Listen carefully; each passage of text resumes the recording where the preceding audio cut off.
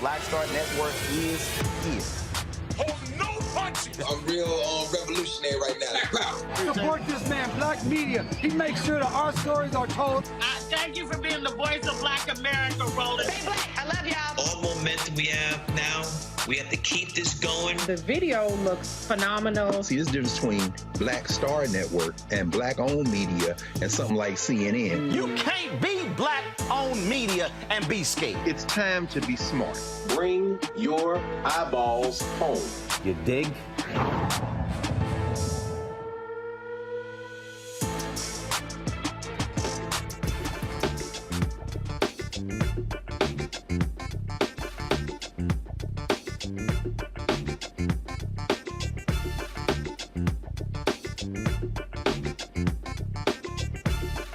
December 12, 2022, Roland Martin Unfiltered, broadcasting live from Atlanta here, 30th anniversary of Operation Hope, their Global Hope Forum, streaming live on the Black Star Network.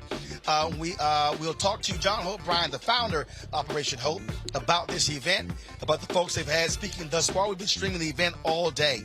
In addition, Senator Raphael Warnock opened the conference last night.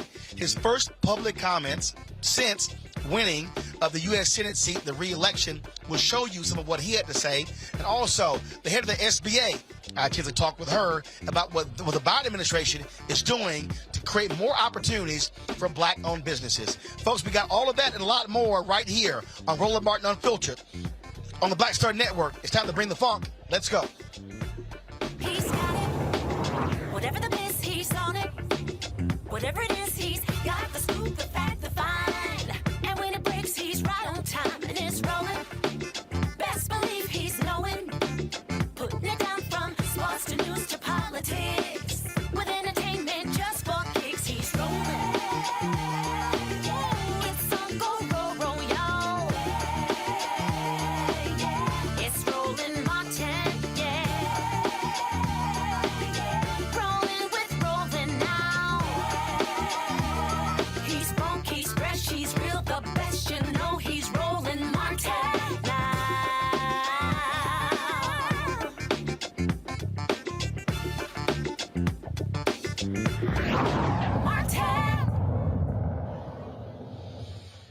Folks, we are live. We are live here in Atlanta at Operation Global Hope's Hope Global Forum. As you see, folks assembled here. It opened up last night. Before they even officially opened, there was a long waiting line. Of course, it has returned last year after COVID, but folks were just jam-packed, excited, and ready to go. It kicked off last night with a variety of speakers. The keynote attraction was U.S. Senator Raphael Warnock. We'll show you a little bit later what he had to say about bipartisanship in Washington, D.C., and we're like working with Senator Ted Cruz. Shocker.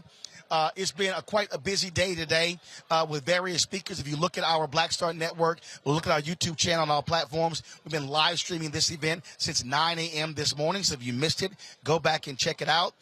So the person you've seen on stage chatting with a lot of different people here, the founder of Operation Hope, John Hope Bryan, he joins us right now. John, what's going on?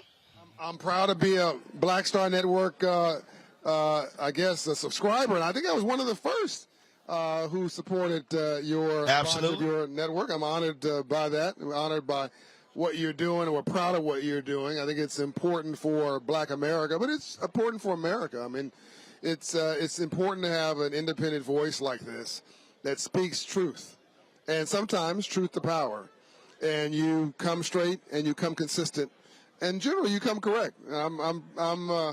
I just like the way you do it, and I'm honored to have you here. You said something earlier, and Andrew Young has told that story where you said when he was being picketed by some folks, and they had to let him know, like, I know we were cool. Well, actually, they weren't picketed by some folks. He was, of course, for those who are not students of history. Andrew Young was on that balcony when Dr. King was assassinated. He was lieutenant of Dr. Martin Luther King Jr. throughout the civil rights movement. And he assumed that all the civil rights leaders were, back at that time, boys. It was mostly boys, mostly men. Like, hey, you're my dude.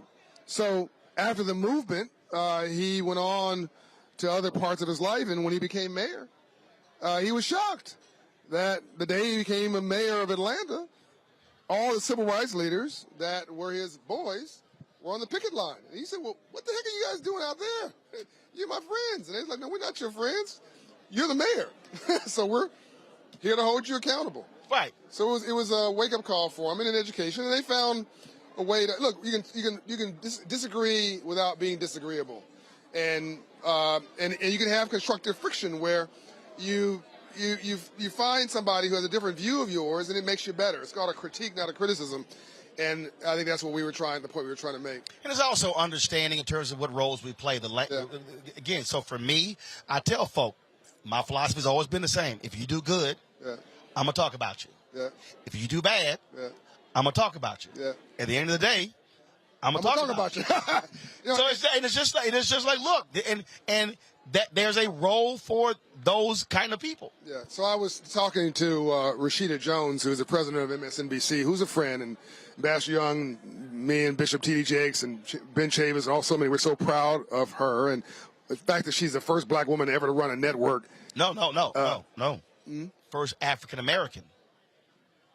No African American. She was the first African American to run a news network. So not just black woman. Kim Godwin became the president of ABC News about 2 months after her.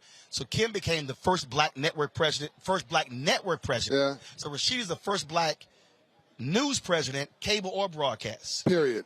First African American. Yeah. Not just woman. Yeah. And you know, to underscore how important that is, she's running a balance sheet. She's running an income statement. She's running licensing agreements.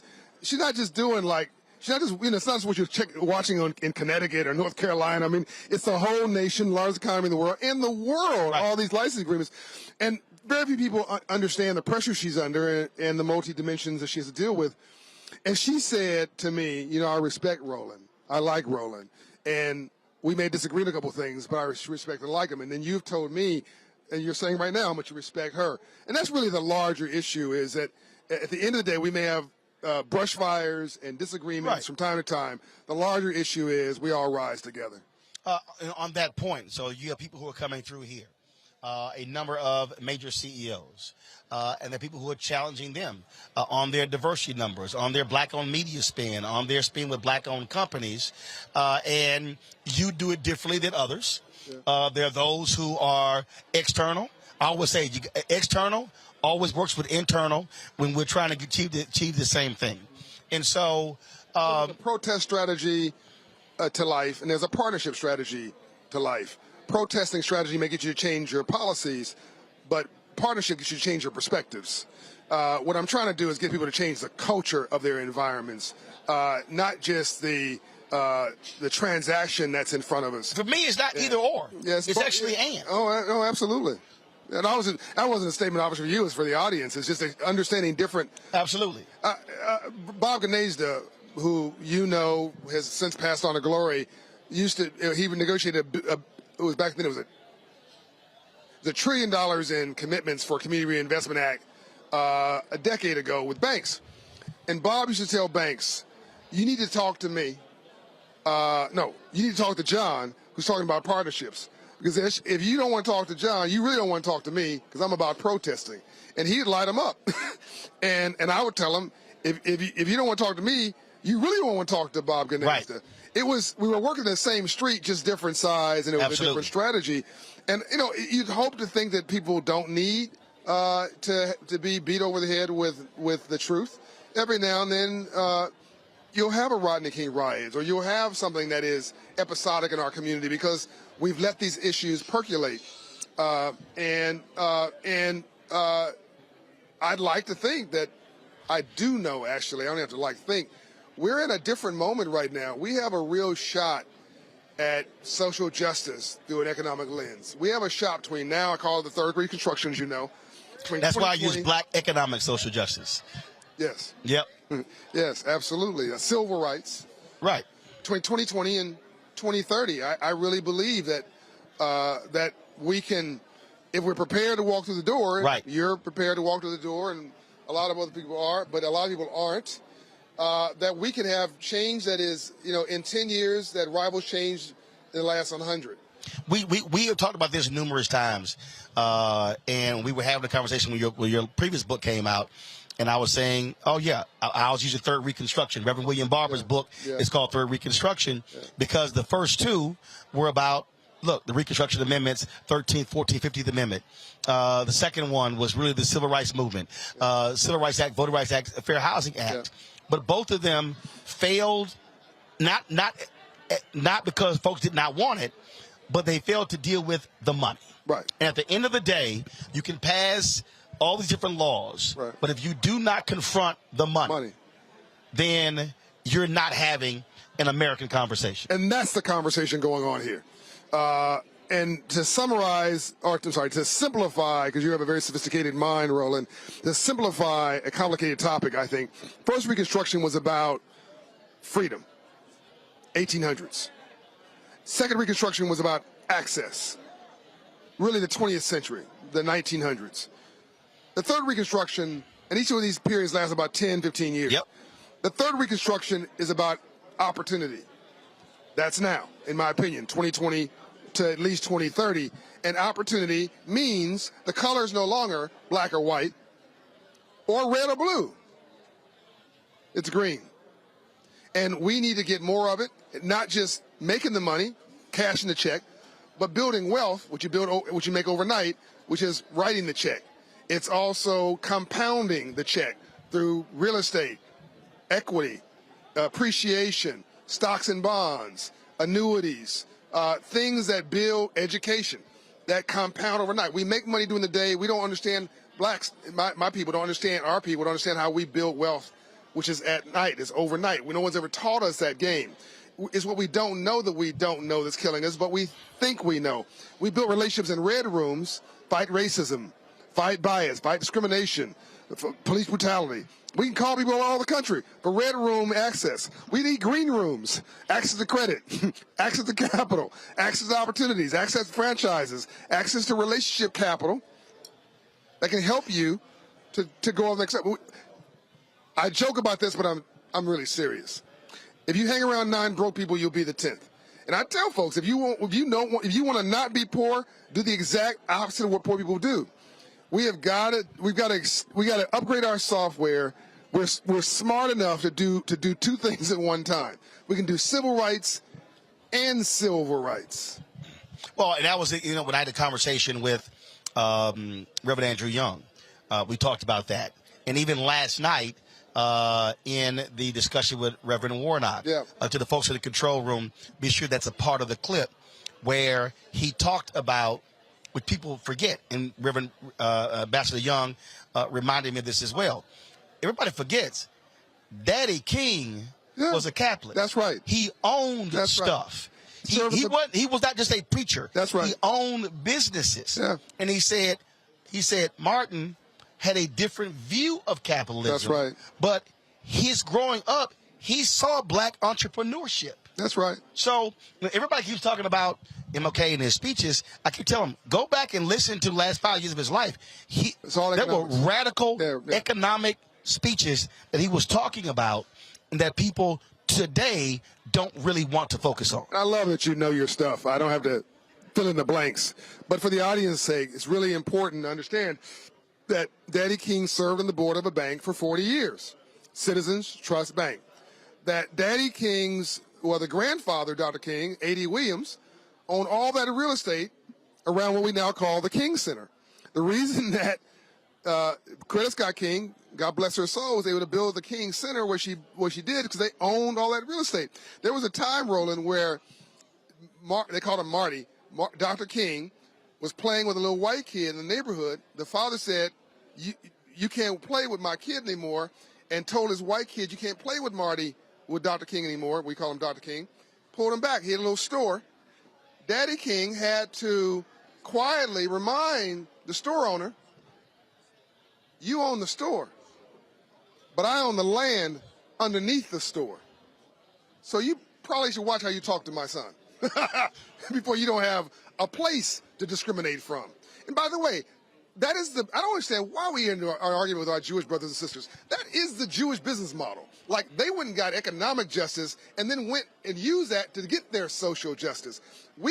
Their civil rights. We went and got civil rights first, and now we're trying to figure out the economics. Most folks went and got the economics first and used that as a strength finder to go get their appropriate social justice and civil rights. But as we also know with that history, it wasn't a choice for us. But right, it wasn't a choice for us. And we also know, which you know very well, when it came to the Freedmen's Bank, money that was frankly stolen from us, and there was no bank bailout for those freed slaves. That's right.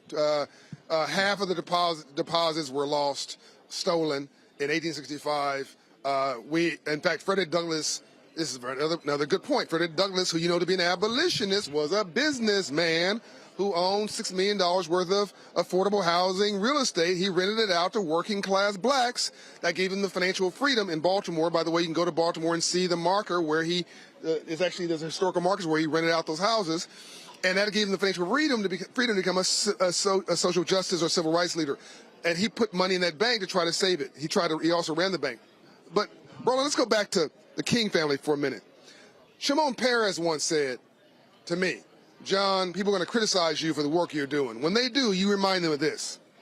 Even if you want to distribute money like a socialist, you got to first collect it like a capitalist.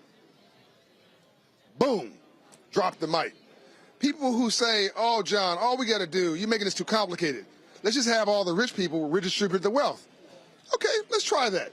Have all the rich people redistribute the wealth to everybody equally. My prediction, within 3 to 5 years, the 3% who gave you the money will have it back.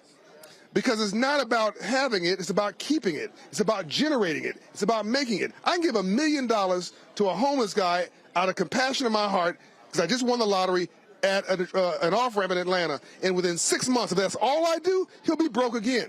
Because if nothing changes here and nothing changes here, nothing's going to change here. It's funny. That was a story. That was a guy got Detroit, and he hit the lottery. Mm-hmm. And he took it and went and bought about $30,000 in jewelry. Oh, I remember this. Yeah. And then he got robbed. Yes. And 70% of those who win the lottery are broke within 5 years. 70%. 70% of those in NFL are broke within 5 years of retirement. I'm going to do this here. About the same in the NFL, in the NBA, by the way. I'm going to take a 2-minute break. When we come back, I want to ask you specifically about, with all of the different people who are here, all these different major donors and CEOs, how do you hold them accountable to follow through on their promises? And so, folks, we're broadcasting live from the Global Hope Forum here in Atlanta. We'll be right back on Roland Martin Unfiltered on the Black Star Network. Don't forget, download the Black Star Network app, Apple phone, Android phone, Apple TV, Android TV, Roku, Amazon Fire TV, Xbox One, Samsung Smart TV. You want to support us in what we do? Join our Bring the Fuck fan club. We don't have millionaires and billionaires funding our show. Just regular, ordinary folk with those $1, $5, $10, $25, $50, $100 checks. I appreciate all of them. Checking money orders. Send a P.O. Box 57196, Washington, D.C. 20037-0196. Cash App, $RM Unfiltered. PayPal, R Martin Unfiltered. Venmo is RM Unfiltered. Zelle is Roland@RolandSMartin.com. Roland@RolandMartinUnfiltered.com. And don't forget a copy of my book, White Fear: How the Browning of America is Making White Folks Lose Their Minds. Available at all bookstores. Order it from a black bookstore. Also, download it from Audible. We'll be right back.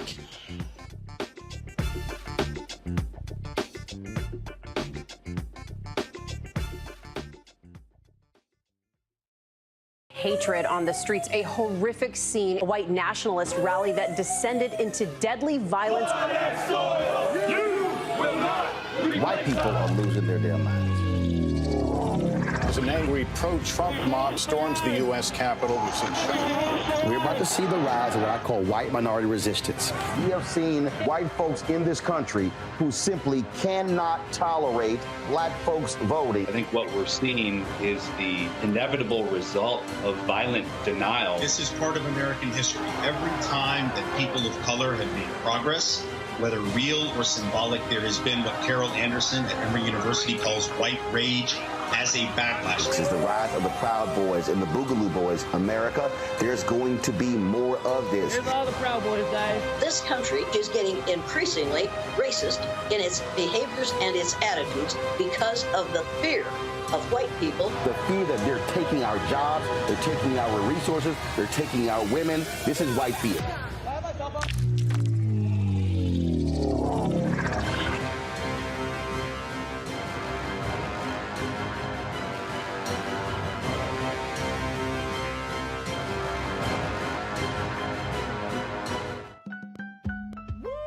We're all impacted by the culture, whether we know it or not. From politics to music and entertainment, it's a huge part of our lives, and we're going to talk about it every day right here on The Culture with me, Faraji Muhammad, only on the Black Star Network. This is Judge Mathis. What's going on, everybody? It's your boy Mac Wiles, and you are watching Roland Martin Unfiltered.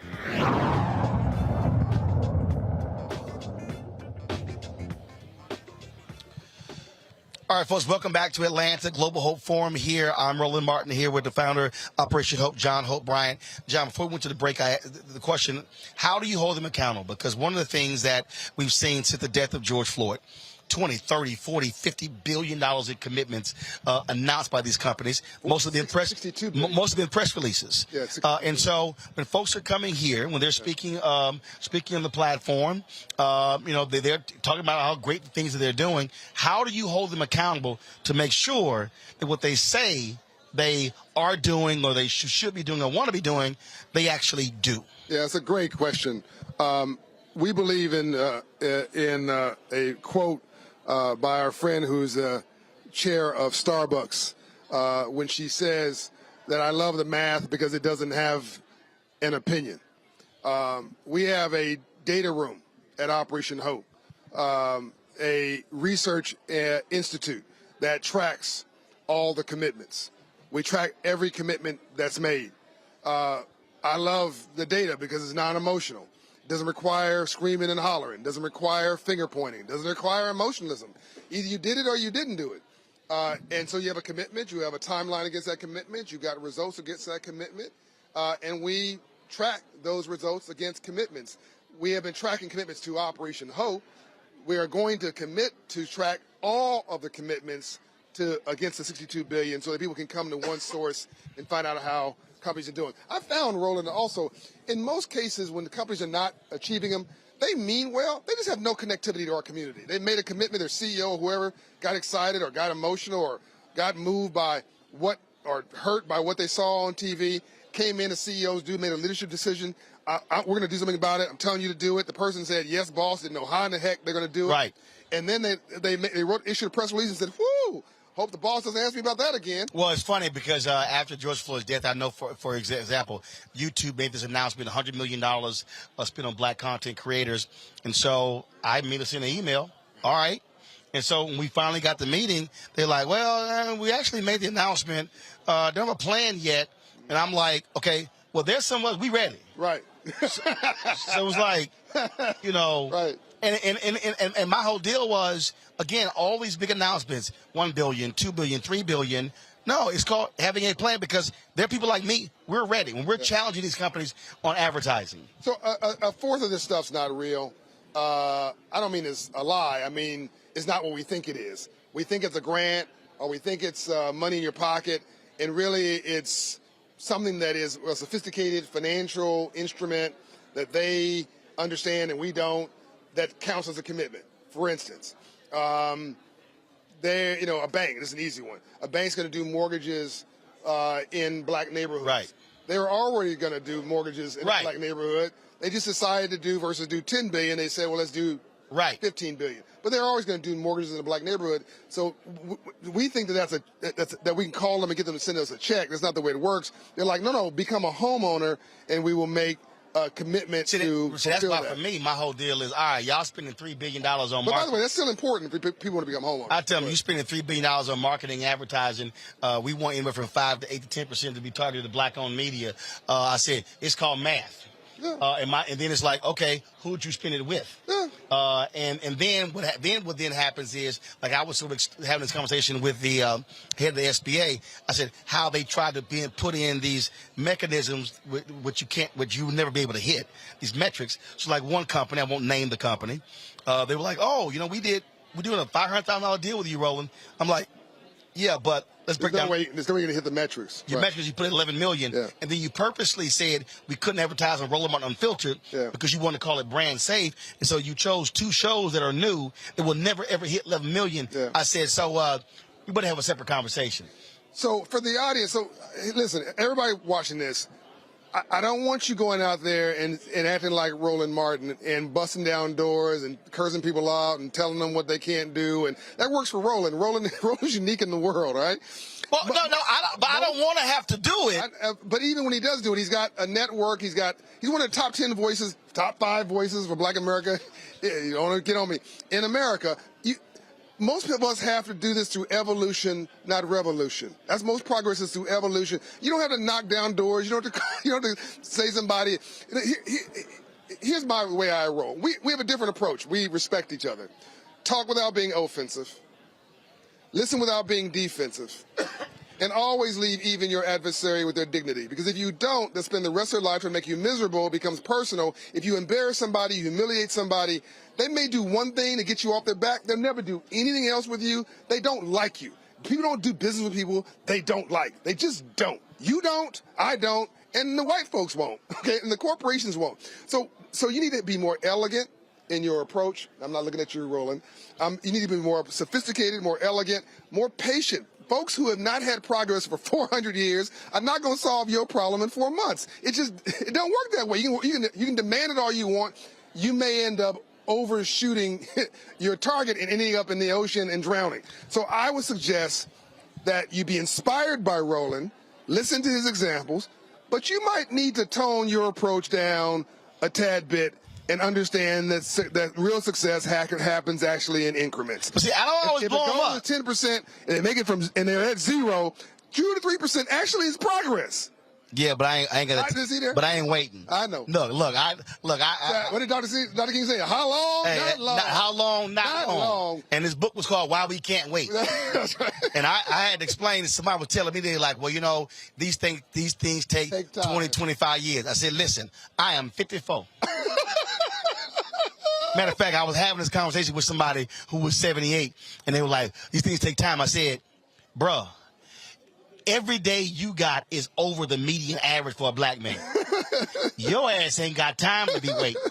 I said, so I have a different level of patience. No.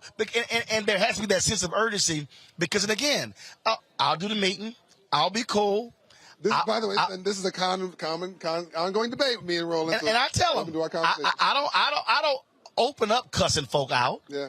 I don't put them on blast. I do all the regular stuff. Yeah. But if you keep putting obstacles in the way, and you keep giving me BS, as I told one company, I don't praise you for press releases. I got you. I will praise you when you make direct deposits.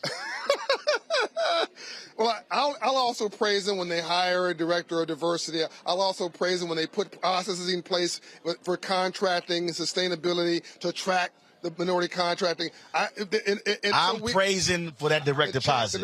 I understand. These are both cut the check of progress. I understand there's an end of the story. Can we please start there?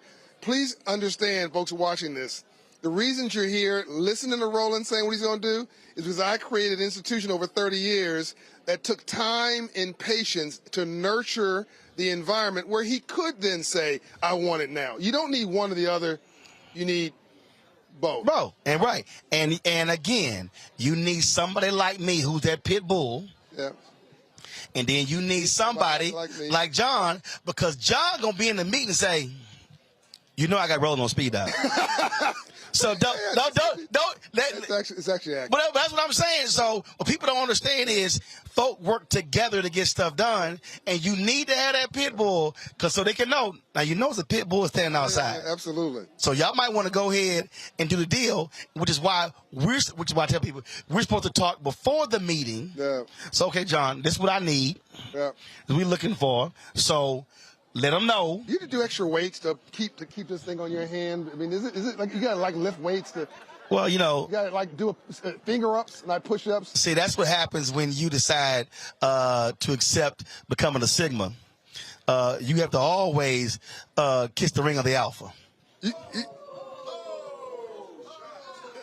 Shots fired. Shots fired. And even Ambassador Andrew Young was like, I'm an alpha. I ain't got one of those. I said, I'll hook you up, Ambassador. I said, I'll hook you up. I'll hook you up. That's tough. Well, they had, I can cook an egg on that thing. Well, you know, they had a smaller ring. I said, but if you're going to get a ring. Just do it. Get a ring. Yeah, like Roland does everything super soft. No. And then when you're on the airplane in first class and a white person next to you go, hey, was it for playing football? I don't play football. I've never played football. Oh, I love this when people say, oh, are you an entertainment attorney? No. Are you a sports figure? No. But thanks for the compliment. What are you? I'm an entrepreneur. Excuse me?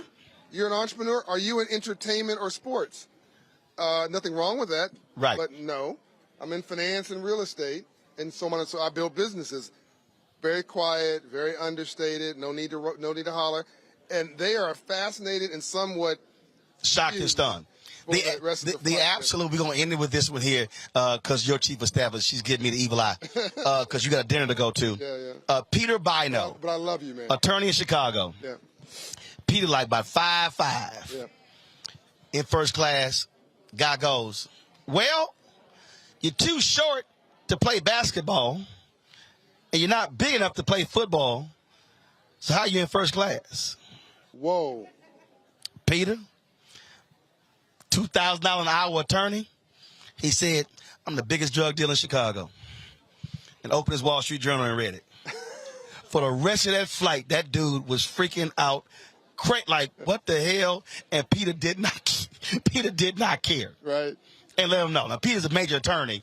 Used to be a minority owner for the Denver Nuggets. Yeah. But he wanted him to be freaking out the entire I'm sure the guy probably still freaked out. Look, what I want people to hear from me here on a serious note is, I mean, I'm so much respect for what Roland has built. He has his own network. He has all these publishing rights he's got of all these interviews. His probably the most valuable asset Roland has is his inventory of his library of interviews, his content, which is like Prince having a music portfolio or Michael Jackson having a music portfolio. He's got this portfolio of tapes or interviews which are priceless and will ultimately be how you're able to chill in the Bahamas and relax. He's building wealth. He's making money right now, but he's building wealth at night. I want us to learn how to make money, but not obsess about it. I want us to learn how to build wealth. The big thing is we're living in a moment in history, everybody. But history does not feel historic when you're sitting in it. It just feels like another day. But that doesn't mean the moment's not historic, and that doesn't mean you can't be a history player, a history maker. We're all living in this moment. We all have a role to play, not just Roland Martin, not just John Hope Bryant, not just an Ambassador Andrew Young, not just tomorrow Bishop T.D. Jakes and Charlemagne and all these and T.I. and Killer Mike. All these people are amazing. The CEO of Walmart will be here, #1 Fortune 500 company. You want no respect? #1 Fortune 500 company in the world. CEO will be here tomorrow. CEO of PayPal will be here tomorrow. That's fantastic. But that's actually not how you change the world. You all becoming homeowners, sending your kids to college, talking about financial literacy at the kitchen table, explaining these lights don't come on by themselves. That's right.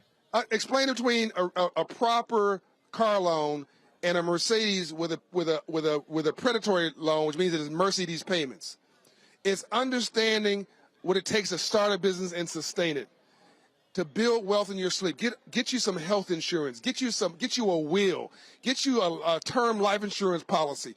Build wealth so that your family's better off than you were yesterday. It's not complicated.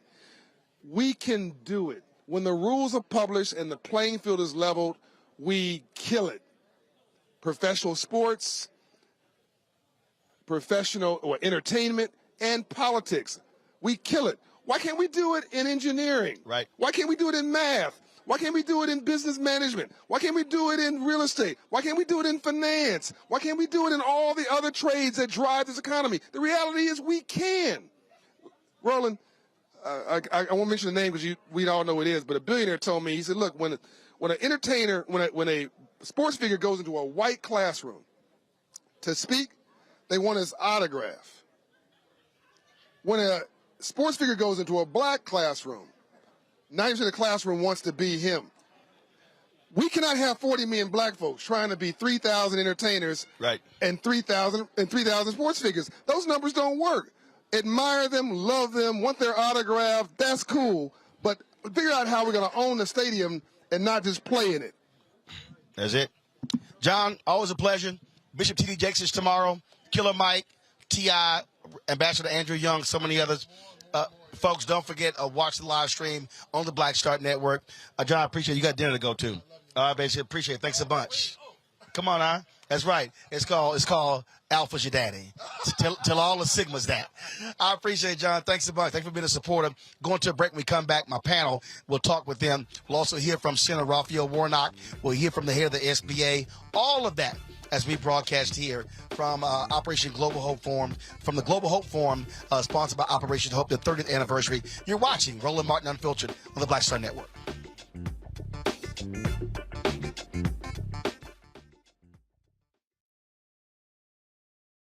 On the next A Balanced Life with me, Dr. Jackie, 'tis the season, tree trimming, party going, and gift giving. And I don't know about you, but for me, sometimes it can be overwhelming, and sometimes it's just downright exhausting. Surviving the holiday season, we've got tips for you for staying sane, solvent, striving, and thriving, and sometimes keeping a little money in your pocket. 2 things just out of the gate. Set boundaries and set a budget. On a next A Balanced Life right here on Black Star Network with me, Dr. Jackie. On the next Get Wealthy with me, Deborah Owens, America's Wealth Coach, inflation is on the rise. Interest rates are high. Can you still thrive during these uncertain times? On the next Get Wealthy, you're gonna meet a woman who's done just that, living proof of what you need to do to flourish during these uncertain times. These are times where you take advantage of what's going on. This is how people get rich or richer. That's right here on Get Wealthy, only on Black Star Network.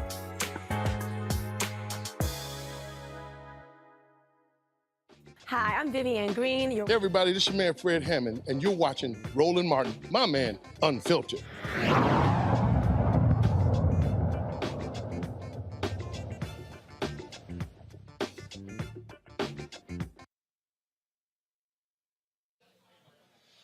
All right, folks, welcome back to Atlanta at the Global Hope Forum here, folks. But we're also covering some other news in Fort Worth. The former Fort Worth police officer who shot and killed Atatiana Jefferson, Aaron Dean, took the witness stand today. He was the first witness the defense called in his murder trial. This is what he said today while he was asked why he waived his Fifth Amendment rights. He said the jury needs to hear from me and hear the truth.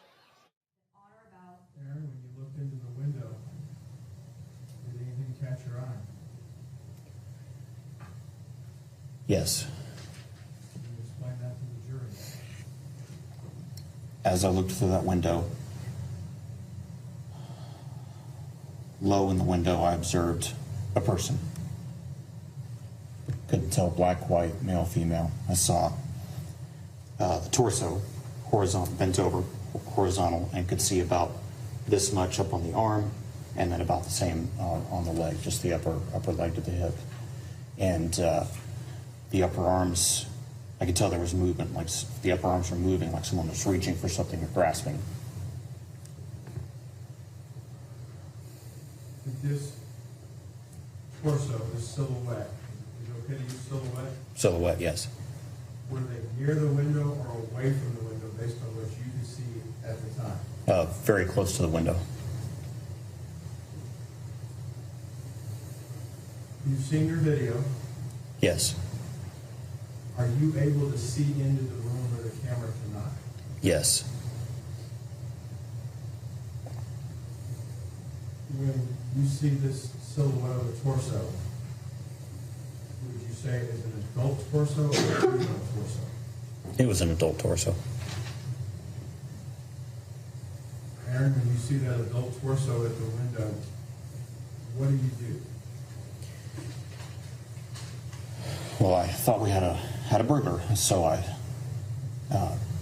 stepped back, straightened up, and drew my weapon, and then pointed it towards the figure. I couldn't see that person's hands, and we're taught that the hands, and it's what's in them that kill. We need to see the hands. We need to get people to show us our hands and get control of those hands. So I drew my weapon, intending to tell that person to show me their hands. Well, as I said, I needed to see that person's hands, because the hands carry weapons. The hands are the threat to us. So I looked back after I got my light on, saw the silhouette again, and I was shouting at this time, shouting commands. Put up your hands. Show me your hands. Show me your hands. And as I started to get that second phrase out, show me your hands, I saw the silhouette. I was looking right down the barrel of a gun. And when I saw the barrel of that gun pointed at me, I fired a single shot from my duty weapon.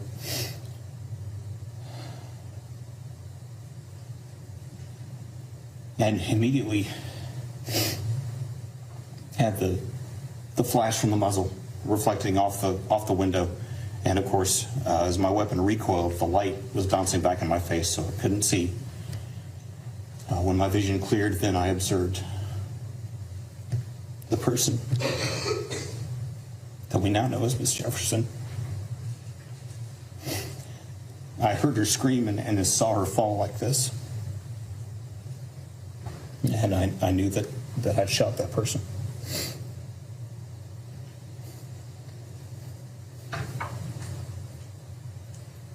Aaron, when you first picked up this firearm pointed at you, how close to the window were you? Picked up, you mean saw?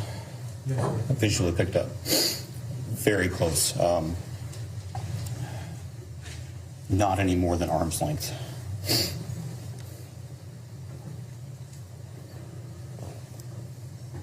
This may be an obvious question, but I need to ask you. You see the weapon. Is it in the silhouette's hand? What do you see? I just saw the silhouette of the person and the gun. I don't recall seeing hands, but I did see that weapon pointed at me.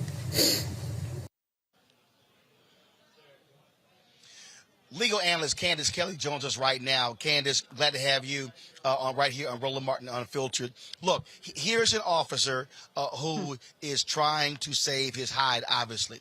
The fact of the matter is his own partner testified she never saw a gun. She never heard him introduce himself as a police officer. Look, you don't have, it's not like you have a diverse jury here, but he had no choice but to take the witness stand after that devastating testimony last week from his own partner.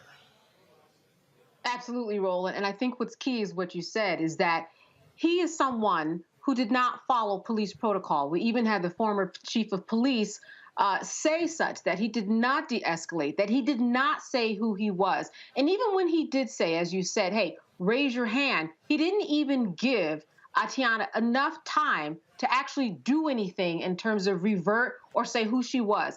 He just said, put your hands up, and then he shot. She only had a split second to do anything if she was allowed to do anything and if she was able to do anything, but it just was not enough time. His partner who took the stand was a really crucial time period in this whole case, which it wasn't a very long case. The prosecution only took 2.5 days to really try to make their case. But what she did was she established the fact that they did not do what he was supposed to do. And then he got on the stand today for most of the day, and then he co-signed on that fact. At every single turn, the prosecution pounced on him and asked him, was this good police procedure? Was this good policing? And every single time, almost, he said, this was just bad policing. This was just not the way to do it. So it was very interesting to see him want to get on the stand, tell the truth. But the truth is something that led him to some waters that were very, very dirty, Roland. And you train your client to get on the stand, you train your client to go through cross-examination, but I don't think that they would have expected that he would do this. And at the end of the day, he didn't show a lot of contrition. This is what people who are part of the jury like to see. They like to see that someone is remorseful. He said that would he do it all over again? He said that he would. So, and none of this really kind of worked out the way I think that he thought it would in terms of him telling his truth. Wait. He literally sat there and said, yeah, I didn't follow proper police protocol and I would do it again? That's right. And gave himself the grade of a B. Dude, fall on your sword. Yeah. Yep. This, I think it's just one of those things where, as you said, he had to establish a couple of things. One, that he feared for his life. Two, that he saw this gun being directed at him. Even though his partners, said that she didn't say it because her back was perhaps, to the house. But here's what was interesting that stood out. Even though he said he saw a gun, when his partner went into the house, he didn't announce, hey, listen, I see a gun. So before you go in there, I need to warn you. This is when the prosecution asked, well, do you even like your partner? Because when she went to the house and you claim you saw a gun, you didn't warn her about the fact in your head that somebody did have a gun that was shooting right at you. So it's so many different turns. He got himself caught up. Which is what cops normally do. That's right. Which is what cops normally do. You're warning your partner. Look, look, at the end of the day, and here's the other deal, Candace. I'm born and raised in Texas. You can have a gun in your own house. That's right. You can have a gun in your own house, which should have put them, on a different level of understanding how people are going to act when they are in their own house. He spent the whole day just not making sense. And I don't think that when it comes for him, setting out to do what he intended to do, that was accomplished at all. This is, look, we see this all the time. The actions these police officers make and the impact they have. And people say, oh, they're split-second decisions. This is a perfect example where you didn't even have to go inside. It was a wellness check about a door being open. It was. Now, he claims on the stand that he thought that this was a burglary that was in the process because the doors were open. Things seemed kind of ransacked. But again, when we're talking about police protocol, he did not follow it. He didn't. He acted unprofessional, according to the former police chief. And this is, this was a case that came right after the Amber Geiger case. So this was already a community that was really fueled up already in terms of what was happening in the police force. Over that previous 6 months, 5 people had been killed by the police. So this was a community that was on alert, and police who were on alert too, that everybody needs to play their role. And even with that, this is someone who went in and did the complete opposite of his training. And again, the prosecution got him to admit that on the stand. But what he wanted to do, and this is why he wanted to get on the stand, and this is the takeaway, was to prove that he felt that his life was that he was in fear of bodily harm. And so that's why he had to establish that gun in his face. Now, if you look at the video camera, and this is the second person who took the stand, is someone who was a video analyst. They said, there's really no way to really tell. So that's why this is all going to be in the hands of the jury. It really is kind of a he said, and then from the grave, a she said, as well as her nephew, Zion, who took the stand. At the time this happened, he was 8 years old, 11 years old. He testified yesterday and said that his aunt had the gun down by her side and did not have it in front of that window. Now, years ago, he did say that she did have the gun pointed. So I think that's going to be neither here nor there. Again, it is in the jury's hands. It's going to be 8 men, 6 women who are going to decide the fate of this officer. Now, there are no blacks who were on this jury. I understand there are about 3 to 4 who might be people of color, Indians, Latinos. But this is where our civic duty really, Roland, comes into place. If you get this paperwork in the mail, you take your civic duty and you make sure that you get on that jury, because these are the people who matter ultimately and will probably be into the jury's hands by next week. Candace Kelly, a legal analyst. We certainly appreciate you joining us. Thanks a lot. All right, Roland, good to see you. All right, folks, going to a break. We come back. Hot topics with our panel. We'll talk about the issue of predatory capitalism. Juliana Malveaux loves that phrase. And we'll also talk about Mark Curry experiencing significant racism at a hotel in Colorado. What the hell was this guy thinking? Folks, you're watching Roland Martin Unfiltered on the Black Star Network. Download the Black Star Network app, available on all platforms: Apple phone, Android phone, Apple TV, Android TV, Roku, Amazon Fire TV, Xbox One, Samsung Smart TV. You can support us by joining our Bring the Funk fan club. Send your check and money orders to P.O. Box 57196, Washington, D.C. 20037-0196. Cash App, $RM Unfiltered. PayPal's R Martin Unfiltered. Venmo is RM Unfiltered. Zelle is Roland at RolandSMartin.com. Roland at RolandMartinUnfiltered.com. And of course, you can get my book, White Fear, How the Browning of America is Making White Folks Lose Their Minds, available on all platforms. Amazon, Barnes & Noble. Download it from Audible. Order it through your favorite black bookstore. I'll be right back.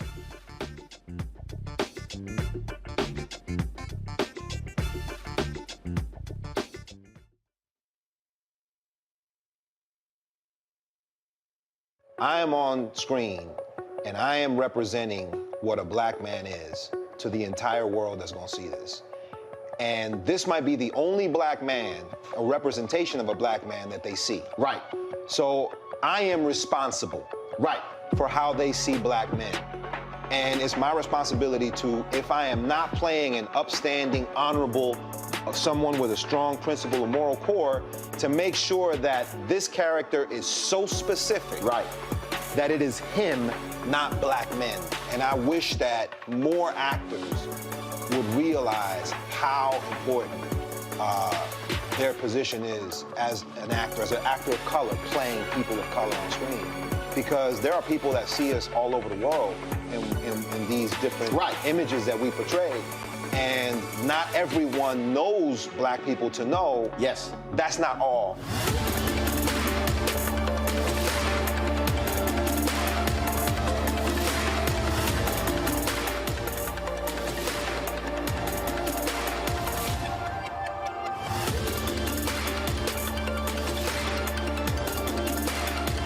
I'm Deion Cole, and you're watching Roland Martin Unfiltered.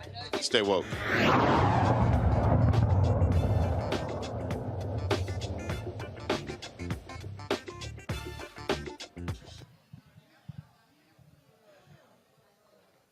All right, folks, welcome back to Atlanta. Roland Martin Unfiltered here at the Global Hope Forum.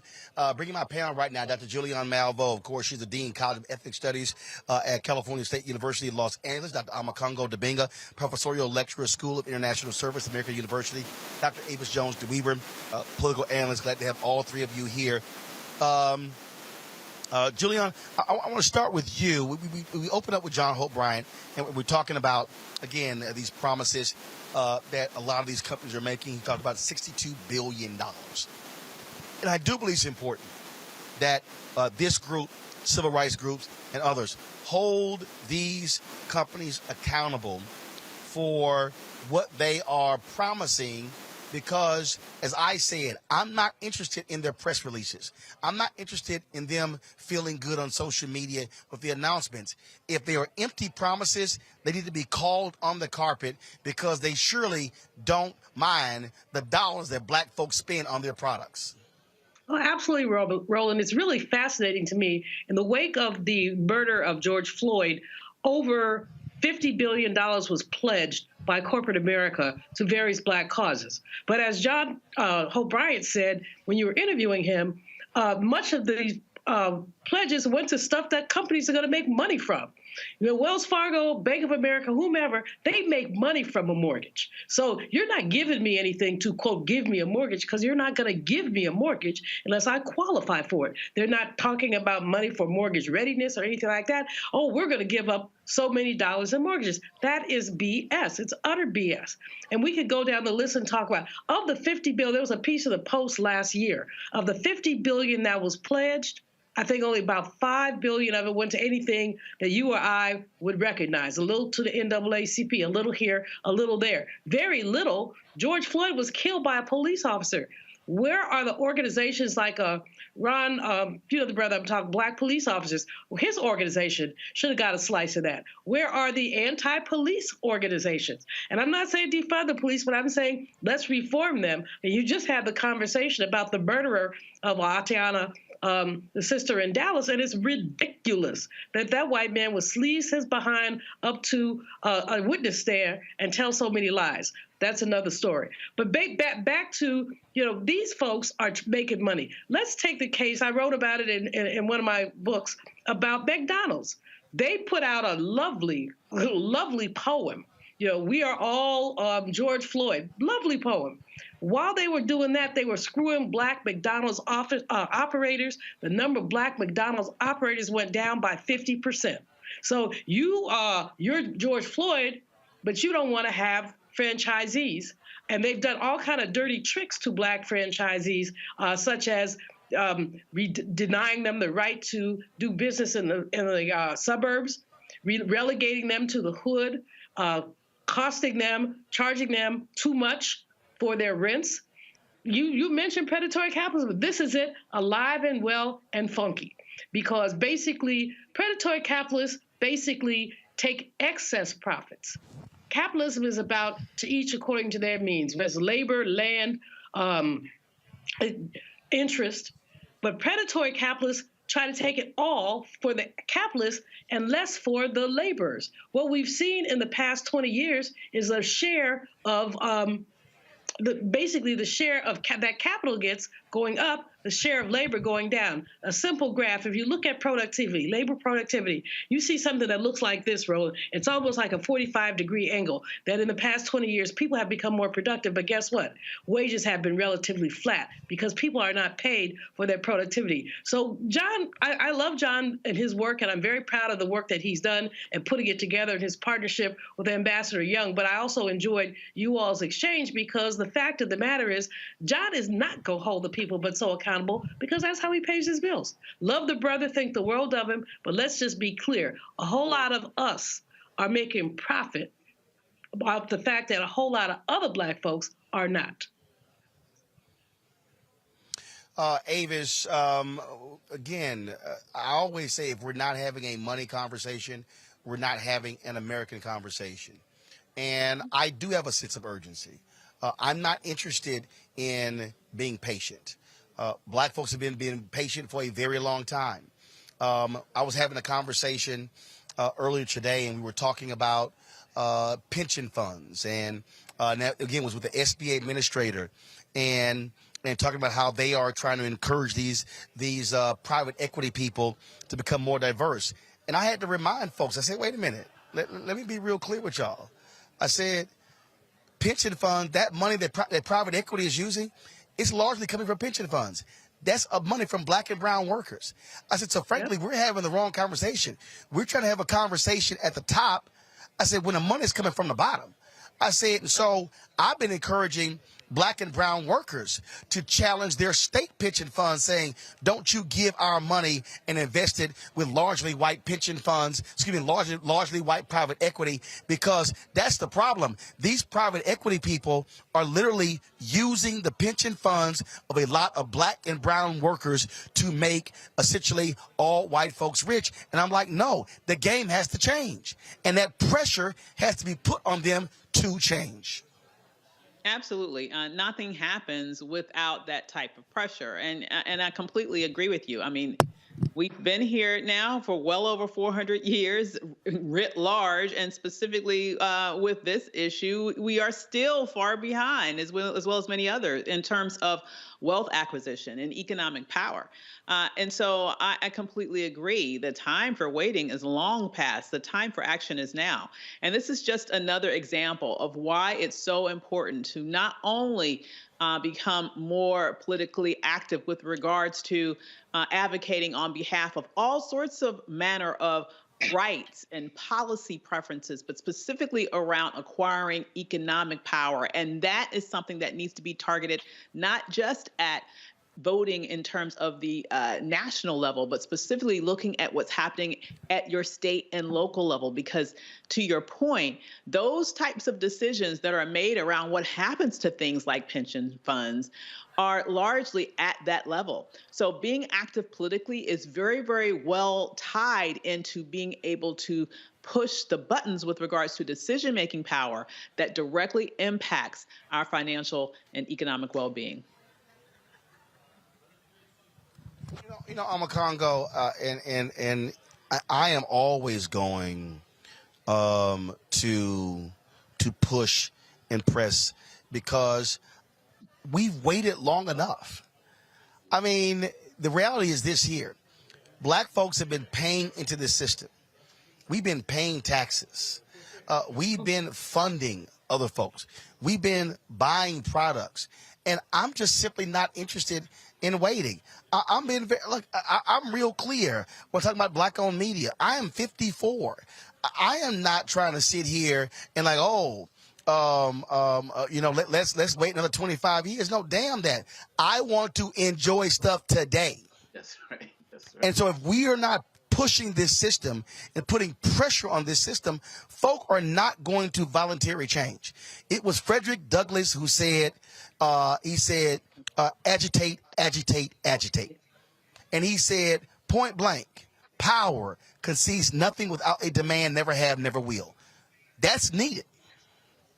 You're absolutely right. And the fact of the matter is we talk so much in the political space about how Democrats take our votes for granted and all of that, at which we talk about that with a lot of truth. But that also translates over to exactly what we're talking about in the economic spaces. How many times are we going to watch companies come into our community or pull us away from other Black-owned businesses and just say nothing and not even care when they do nothing substantial to help elevate our communities? I remember when I was a kid, I was eating at a Black restaurant and somebody came in complaining, and the man standing next to me said, yeah, you're in here complaining, but if McDonald's did the same thing, you're going to still come back to them the next week. And so if we don't put the heavy pressure on these companies, they have no reason to want to change anything that they're doing. If we're going to still support them, if we're still going to support them over businesses in our own community, what's the point of them even wanting to do the work? And let's also be mindful of the fact that many of these corporations are also giving money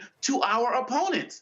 These companies are out there funding some of these Republicans and some of these other organizations that are working directly against our interests. Why? Because those Marjorie Taylor Greene types and Kevin McCarthy types and their supporters, they are more vocal. And so really at the end of the day, it's almost like a double-edged sword. They're not giving us enough because we're not demanding enough. And then at the same time, they're giving money to people who are working against our own existence. So really at the end of the day, Black America, I love what he was saying in terms of right now is the opportunity that we need to take advantage of. We have to demand, demand, demand. How many times have I heard you say on this show, Roland, as Dr. King said, that individually we might be poor, but collectively we are rich. We have to start flexing our muscle. And this is about supply and demand. They will answer the call for more supply economically if we make the demand. We have to harness our power. Because like you said, Roland, I got kids and nieces and nephews. I'm not trying to wait. We have the ability to be able to enjoy this now and make sure that we're holding them accountable at the same time. Indeed, indeed. All right, folks, hold tight 1 second. I got to go to a break. We'll be right back on Roland Martin Unfiltered, broadcasting live in Atlanta from Operation Hope's Global Hope Forum right here on the Black Star Network.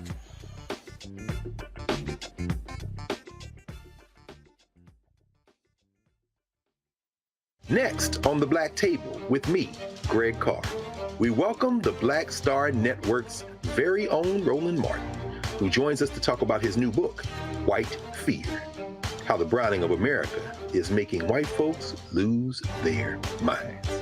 The book explains so much about what we're going through in this country right now, and how, as white people head toward becoming a racial minority, it's going to get, well, let's just say, even more interesting. We are going to see more violence. We're going to see more vitriol, because as each day passes, it is a nail in that coffin.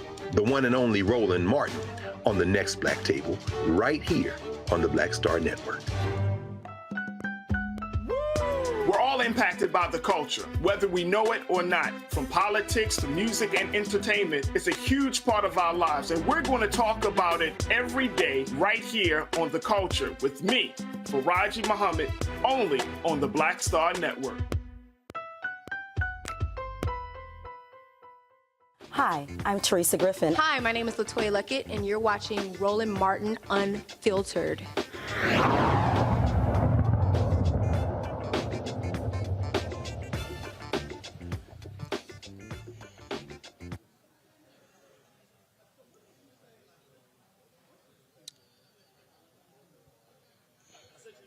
Folks, welcome back to Roland Martin Unfiltered. We're here in Atlanta. We're talking about entrepreneurship. Folks at SCORE, they're offering resources to reentry individuals to combat employment discrimination as well as recidivism, and again, encouraging them to become entrepreneurs. Now, the unemployment rate, folks, is 27.3% for the formerly incarcerated versus 5.8% for the general population. And those who do find jobs earn a median annual income of about $10,000. Now, SCORE mentors America's small businesses, and as a resource partner of the U.S. Small Business Administration, SCORE is offering a program to formerly incarcerated individuals to help them start businesses and achieve the opportunity for the American dream. Joining us right now is Bridget Weston, the CEO of SCORE. Bridget, glad to have you here. The thing that's crazy, we have a society that keeps saying to people who are formerly incarcerated, we don't want you to go back. We want you to do better. But you literally have the same society that holds it against people who are formerly incarcerated. Well, and thank you for having me here. It is such a privilege to be on this show and talking about something that we believe is so important at SCORE. As you said, SCORE is here as a resource partner for anyone looking to start or grow a small business. And we work with those who are formerly incarcerated because we know that this is a great opportunity for those to be successful, put their skills and talents to work, and hopefully overcome some of the obstacles that unfortunately many people who are formerly incarcerated face. We know, like you said, the unemployment rate for those formerly incarcerated is so much higher, 27% compared to 5.8%. And we see entrepreneurship as a path forward for people to rebuild their lives after their time served. It can result in higher income and lower recidivism. So what kind of businesses are you seeing formerly incarcerated people gravitate to? I've talked to many folks who are barbers, who are in transportation, who are limo drivers. So what are you seeing? Sure. When the clients we serve and across the country, we're seeing that those small businesses launched by people who are formerly incarcerated, first of all, they typically don't require a lot of human or financial capital, and we can talk more about why in a minute. Those businesses we see are cleaning services, construction companies, trucking, the service industries. And it's because of some of the hurdles that they're not able to get that financial or human capital. Unfortunately, financing is often denied due to criminal record. We also know that the requirements around probation or parole really limit their ability to spend time starting a business because they are required to have a job when they have probation or parole. And so one of the things that our formerly incarcerated clients are telling us is that if there is a way to support more formally those who are interested in starting a business, if they're attending sessions with a mentor or educational workshops, both of which SCORE provide for free, then that would potentially be an alternative, which again results in higher incomes and lower recidivism. Questions from my panel. I'll first start with you, Avis. Go right ahead. Sure. As you mentioned, it is such a hard thing for people who are incarcerated to be able to go and get a job. Could you talk or start their own business? That's why starting their own business is so important. In terms of the work that you do at SCORE to help formerly incarcerated be able to get into entrepreneurship, what do you see as the most critical step that those individuals have to overcome in order to not just start a business, but actually stay in business, which oftentimes is the most challenging part? It is such a great question. Thank you so much for asking. There are a lot of skills and talents that individuals bring to being an entrepreneur. When we were talking about a cleaning business or a trucking or the construction, many people have that skill and talent. One of the things that SCORE can provide is that business knowledge, how to not only access the capital and the financing, but how to make sure you stay profitable. Unfortunately, one of the things we see throughout the nation is the failure rate of those who start. 20% of businesses fail in their first year and 50% fail in the first 5 years. When small businesses work with a mentor like someone at SCORE, they are 3 times more likely to stay in business and increase their revenue. So taking the time to really not just develop a business plan, but look at that and use it as a resource to see, am I pricing my products the right way? What is my competition doing? Am I getting my accounts payable and receivable in the right time frame so that I'm staying afloat and able to pay my employee or pay myself? Those are decisions that, fortunately, you don't have to go it alone, because SCORE mentors are here to help make those decisions, to point you in the right direction. And we know that specifically with formerly incarcerated individuals, but frankly, many small business owners, they're not these wealthy individuals who have the money lying around to do this. Every penny and every moment counts. So taking the time to work with an expert who has been there and done that to avoid the pitfalls and be more successful is a great way to make sure that you're on the right path and sticking to it. Omakongo?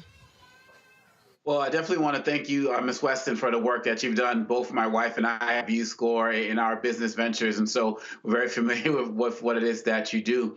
The question that I have is, people talk about nowadays, so many of our incarcerated, there are no programs within these prisons for them to develop skills. That people say, oh, it used to be like that back in the day, but now people are just kind of doing a bit. What are your thoughts on that as it relates to, are there programs that people who are incarcerated could be doing while they are already on the inside that could better prepare them when they get on the outside as it relates to their entrepreneurial skills?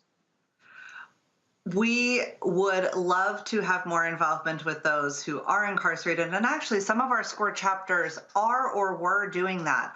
Unfortunately, the pandemic really threw a wrench in some of our outreach programs. For example, in Connecticut, SCORE Connecticut were providing monthly business trainings at several of the prisons. They were giving them the tools and resources to be more prepared once they were released, and they knew they could reach out to SCORE as a lifeline. Again, unfortunately, the pandemic changed our ability to gain access inside those facilities. And so we would look forward to opportunities to starting that again across the nation. In the meantime, we do have virtual opportunities, mentoring, training. However, it's not like those in prison have 24/7 access to a computer or reliable internet, and frankly, don't even have that after when they do get out, which is why we're trying to build awareness about these resources that we have. We would welcome partnerships with other organizations that would be willing to help us get printed materials available, to send those to the prisons to help make those the resources and the education materials available so that at least they could get a leg up and get started if those are interested in starting. Julian? Thank you again for your work and for what you're doing. I think it's so very important. One of the barriers that formerly incarcerated people seem to collide with is occupational licensing. In Rhode Island, as an example, there are over 100 occupations that formerly incarcerated people can't qualify for. Now, if you robbed a bank, no, you can't go work at the bank. But you could be a barber, and in some states, you can't even get a barber license if you've been formerly incarcerated. So what can SCORE do, and what are others doing to remove some of these barriers?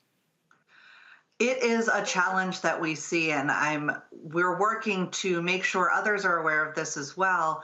We do see a higher cost of doing business due to not only the limits on occupational licenses, because even if they are doing vocational programs in prison or attending our business trainings when we do them in person, those hours spent don't count towards the occupational licenses. There are also higher insurance premiums.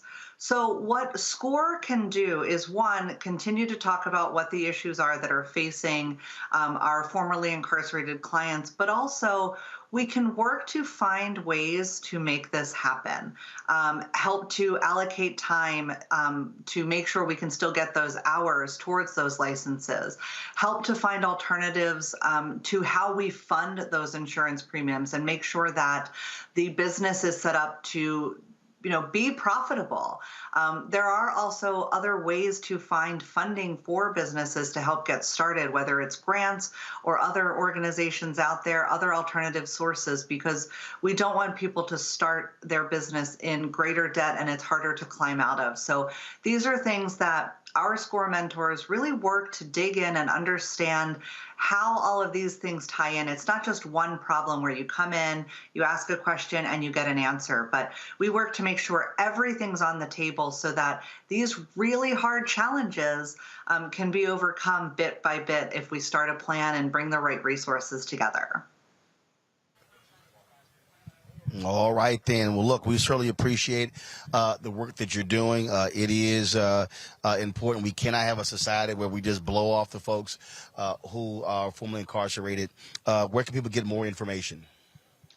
Thanks for asking. Go to score.org to get a mentor, to find our educational resources, and to get started with your business. All right, then. Thanks a bunch. Appreciate it. Thank you. All right, folks, when we come back on Roland Martin Unfiltered, I will tell you about the drama that comedian Mark Curry endured this weekend. Also, we'll hear from Senator Raphael Warnock as he spoke last night to open the Global Hope Forum here in Atlanta. You're watching Roland Martin Unfiltered right here on the Black Star Network.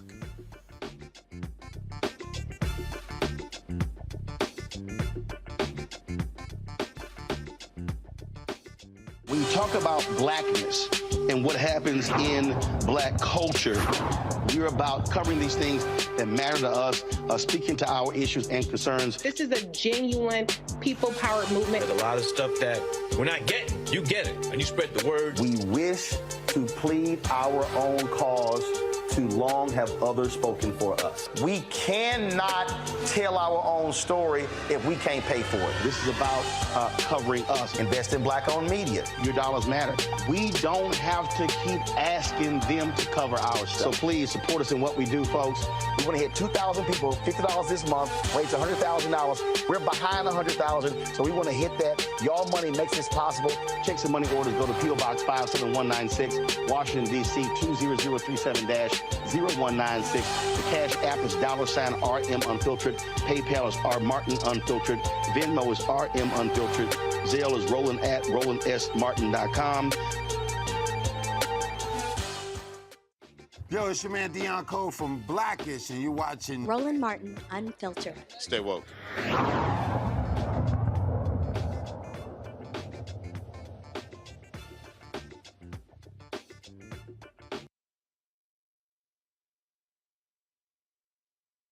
Last night here in Atlanta, and it was, of course, Senator Raphael Warnock speaking for the first time, really, since his election night speech on Tuesday. Here he is with John Hope Bryant.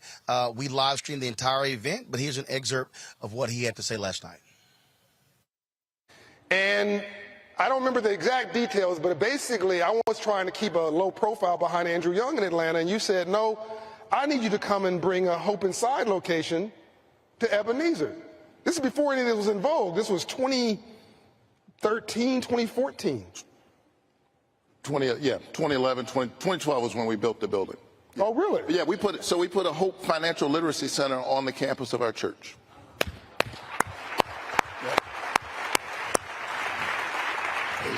And I said, I don't really think I can do that. I don't have the money. I haven't raised it. I don't know where to get it. And then he said to me, well, you know, John, Dr. King's father, Daddy King, served on the board of Citizens Trust Bank for 50 years.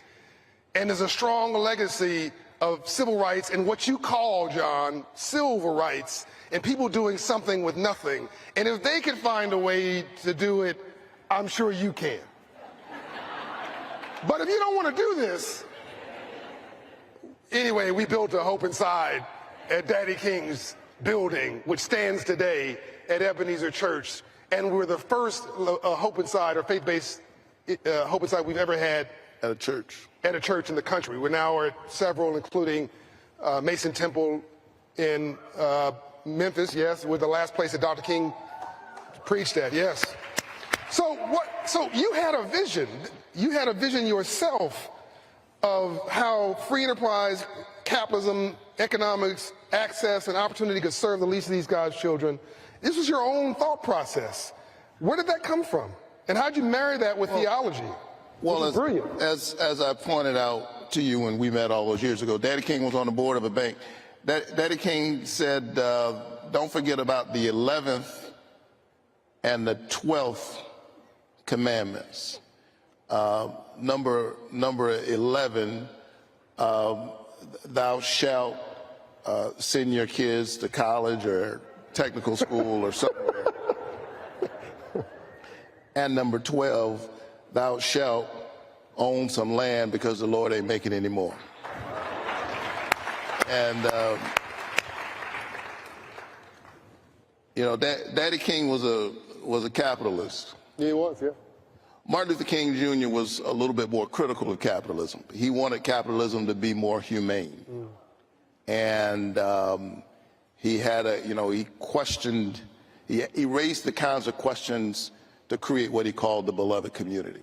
And he worried about the ways in which we could be given over to materialism, what he called the triplet evils of racism, militarism, and materialism. Right. So I live inside that tension. And it's the reason I'm on the banking committee. Because it's very important that our banking system and our financial institutions work for everybody. Yeah. Which is why I've introduced legislation to address a whole range of issues like affordable housing. I've introduced legislation to help first-time homeowners buy houses, to get more equity in their homes earlier. Coming out of the pandemic, we saw a whole range of bad actors engaged in scams. Yeah. And so as chair of that committee dealing with consumer protection, I've been very focused on protecting consumers from the kinds of scams that we saw coming out of the pandemic and that we see all the time. Yeah. And while at the same time strengthening and understanding the importance of our banking system, we had to hold everybody accountable. That's right. And so we saw some in that space with these various kinds of fees that have to do with overdrafts and that kind of thing, which literally became how some of the banks stayed solvent. Was through overdraft fees.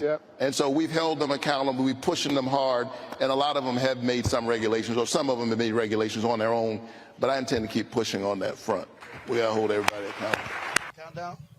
No one's talking to me. All right, folks, that was U.S. Senator Raphael Warnock there. Guys, I don't have a signal here. Anthony, I don't have a signal here. So there was Senator Raphael Warnock last night opening up the Global Hope Forum. Going to a break. We come back. We will talk about Mark Curry, the comedian. Boy, he faced some serious drama, challenged, and he was staying in a hotel. Wait till we hear the apology from the company. You're watching Roland Martin Unfiltered right here on the Black Star Network. Back in a moment.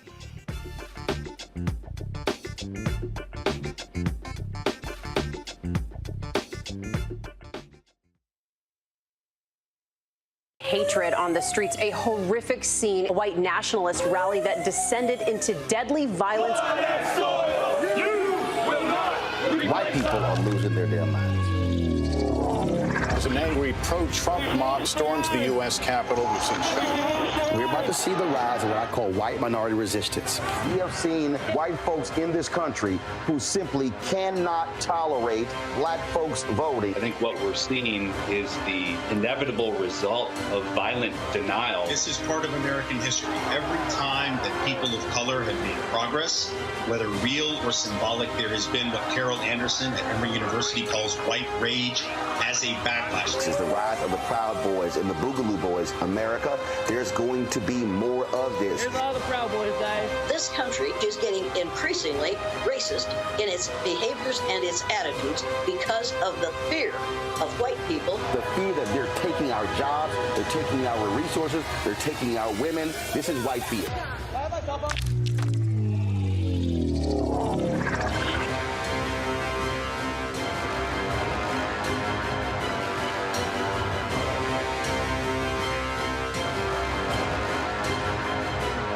Yo, it's your man Dion Cole from Blackish, and you're watching Roland Martin Unfiltered. Stay woke.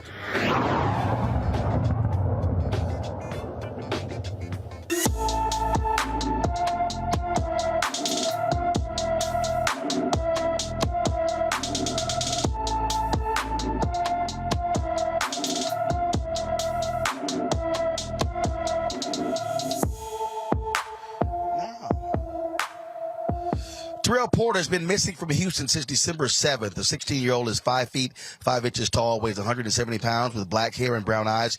Anyone with information about Terrell Porter should call the Houston, Texas Police Department at 713-884-3131, 713-884-3131.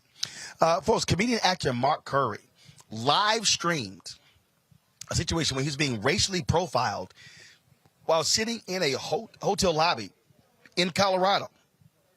So, folks, check this out.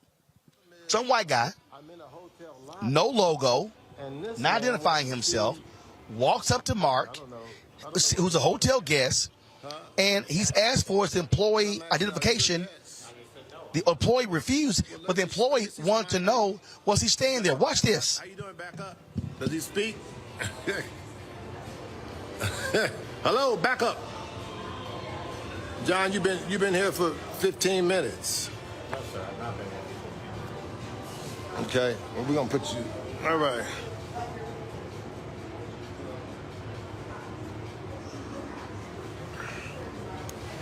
People, he's asking me for I can't be in the hotel lobby. This hotel lobby, you cannot be in this hotel lobby if you're black and you're in Colorado Springs. So if you're black and you're in Colorado Springs, you can't be in the lobby. Wow, this is crazy, isn't it? So check it out. Oh yeah. Yeah. Look, they got a black man in Colorado Springs, so they send this dude. Look. Yeah. Oh yeah. The one he talks now. He talks. Yeah. Yeah. So a black man can't be. Pull a race car. Yeah. I'm trying to pull a race car, boy. So we got an Uncle Tom calling me, say I'm doing the race car, but he hanging with this dude. This is what it's all about, people. He called me the race car. Yeah. No, sir. I've asked you very politely. What'd you ask me, sir? I can't hear. Are you a guest of the hotel? I can't hear you. Say it again. You heard me. I couldn't hear you. My hard of hearing. And then, brother, he a on TikTok or Facebook? Which one is it? He a brother. Look, he a brother, but he hanging with the white man, saying I'm pulling a race car. Look at the way this motherfucker look. He need a race car.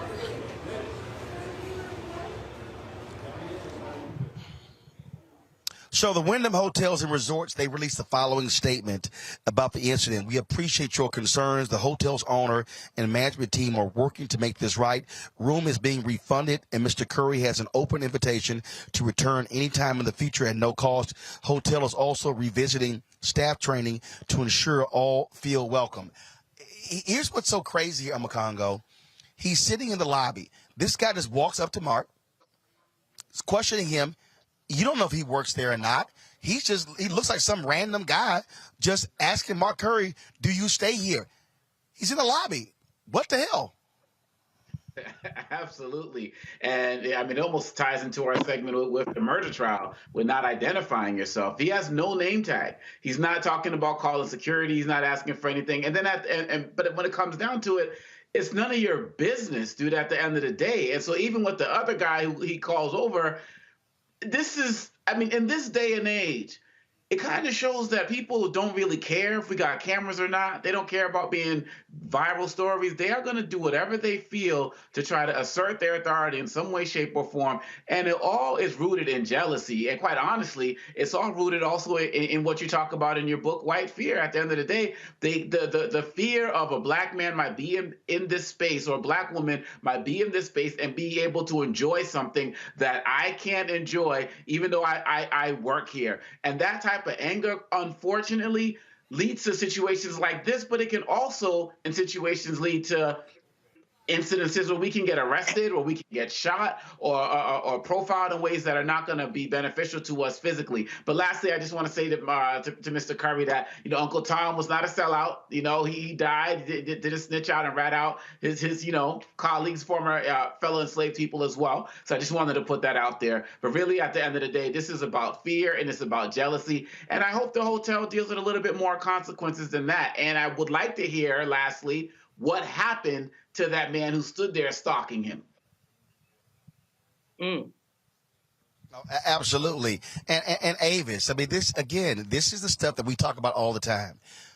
Brother just in the hotel, chilling in the lobby, okay, and all of a sudden you walk up to me. I wondered, did this guy, did he walk up to everybody in the lobby, asking them to see a room key and to see if they actually stayed there?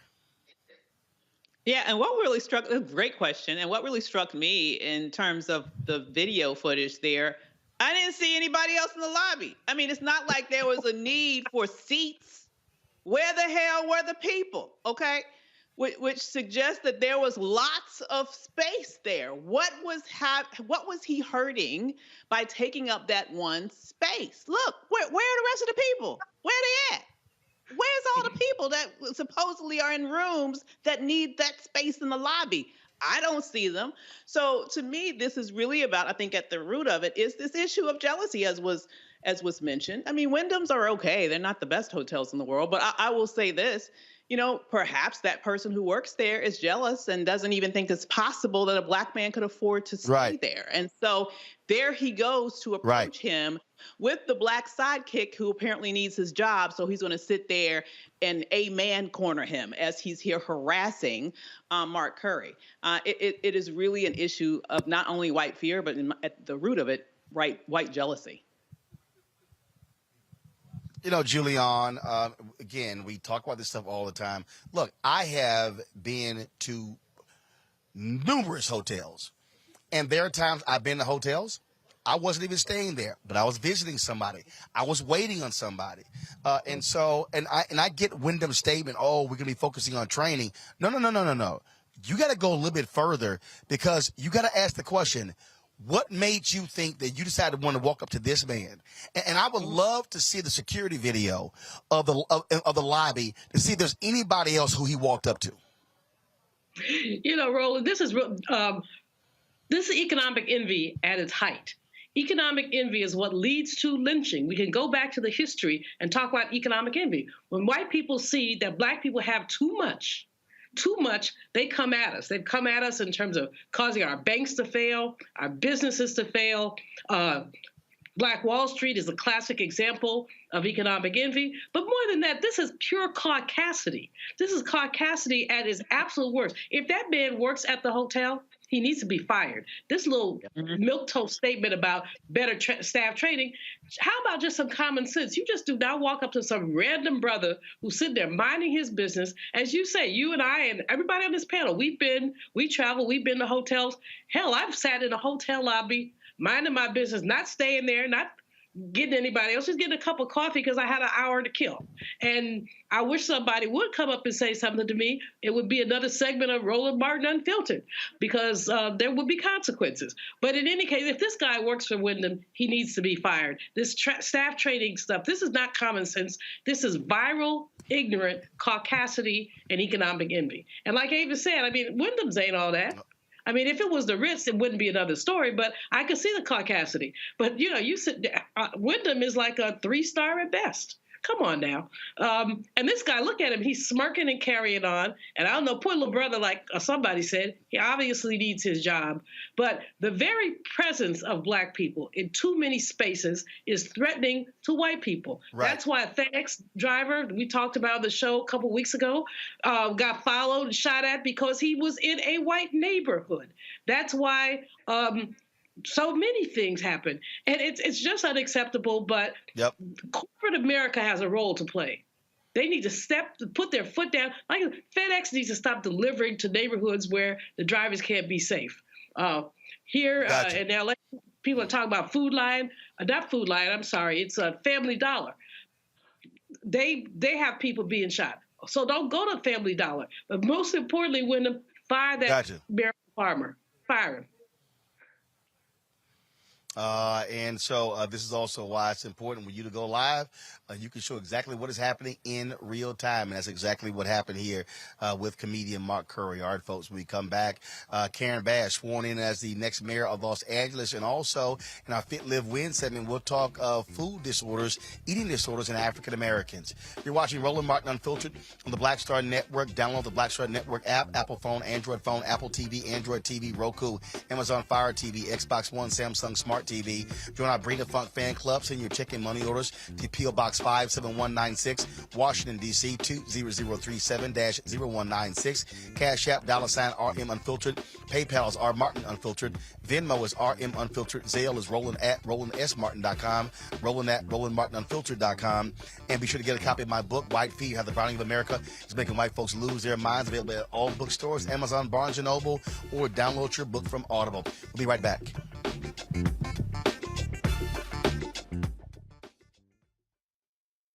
When you talk about blackness and what happens in Black culture, we're about covering these things that matter to us, speaking to our issues and concerns. This is a genuine people-powered movement. There's a lot of stuff that we're not getting. You get it, and you spread the word. We wish to plead our own cause.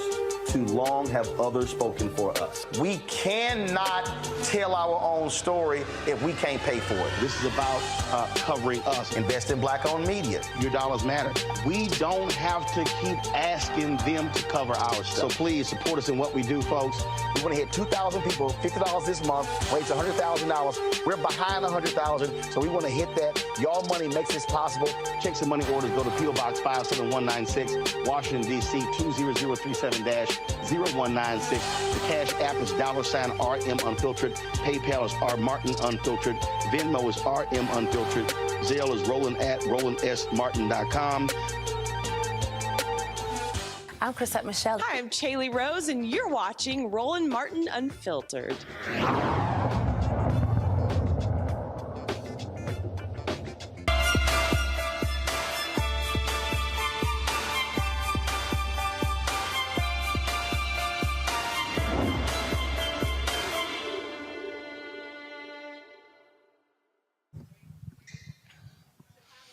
Folks, eating disorders are real. This ain't just a white thing. It also impacts African Americans as well. And it's often underrepresented, underreported, these eating disorders that take place in the Black community. Joining us right now is Dr. Rachel Good. She's an assistant professor at the University of North Carolina, Chapel Hill. And Doc, glad to have you here. Anytime we talk about eating disorders, again, it normally has a white face. But the reality is, this impacts African Americans as well, especially African American women. Yes, I'm so glad you brought that up because we have been telling for years this has been a white woman's thing. And that has caused us to overlook, to not treat. As Black women, Black people, we don't know what eating disorders look like when we have them. Our doctors, when we go to get help, they don't know if we have an eating disorder. And so often they're ignoring it. It causes our type 2 diabetes, it's related to obesity, it's related to heart disease. Eating disorders affect us more than we realize. And so, in terms of someone who's watching, in terms of, how do we, look, what are the signs? What are we looking for? Yeah. And again, we're seeing it's younger and younger. And one of the things that we're also seeing, the impact that social media is having on young women and young men earlier and earlier when it comes to these eating disorders. Yeah. So there's several types, Roland, of eating disorders. And the one that we see showing up most among Black Americans is binge eating disorder. And so what happens if someone has a binge eating episode? We're common with overeating, right? We know what it feels like. We're at the dinner table, your food, your belt's too tight, you got to unbuckle your pants. But when we have a binge eating episode, it's like you can't stop eating even though you want to, right? So often people feel like a snowball. It's kind of rolling down a hill and it is just out of control. And so often, sometimes people will eat in secret. People feel shame. People feel like, there's just no hope. And often there's a stigma. Who are you going to tell? Who's going to, you can be hiding in plain sight because people don't know what to look for. Often in my studies, when I'm working with women, I'm usually having to educate them about this. And they are wondering, why am I not, being able to accomplish my weight loss goals, or why am I struggling with type 2 diabetes? And often because people don't really assess for eating disorders, our physicians don't always feel comfortable assessing, people aren't always getting the tools that they need, right, to heal their relationship with food, to recognize that sometimes it's more than being that desire to be thin. In our community, we've seen it's racism, it's trauma, it's history of sexual abuse. For Black women, it's the strong Black woman syndrome, just feeling like you just have to just be strong and, take everything on. So it's complicated. It's really complicated. Questions for my panel. Julian, you're first. Sister, thank you for the work. It's so very important. I want to ask, I'll tell you a quick little story about a friend. I called her up and said, "What you doing?" She said, "Eat the cheesecake." I said, "Surely you mean a slice of cheesecake." She said, "No, I'm upset. I went to Costco. I'm going to eat the whole thing." How much of this binge eating is self-medication? Oh, it's so much. I think especially for Black women, eating food has been one of our most acceptable, culturally acceptable coping mechanisms. It's the way we take care of ourselves. It's the way, because we don't have permission to say that we've had enough, right? And so often our eating is the way that we're doing that.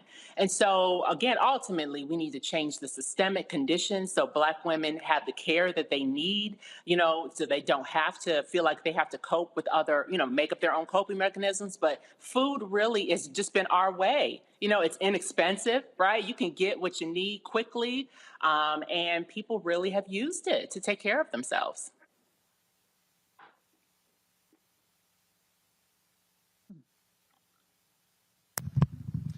Omakongo.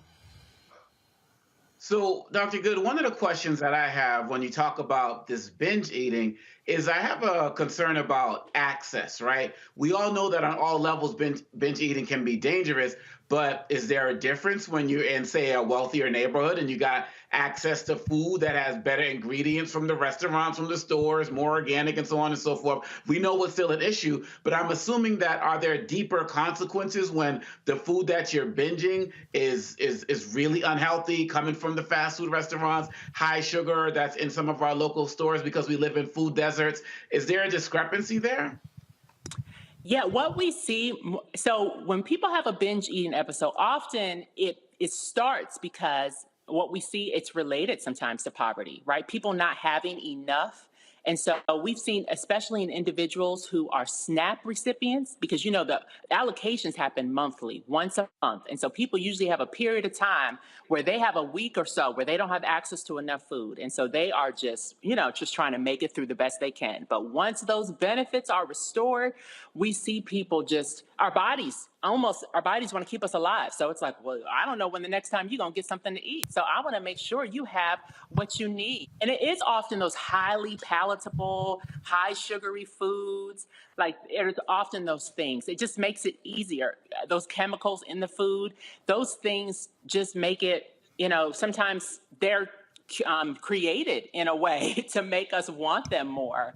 And so we're really fighting against a big uphill battle.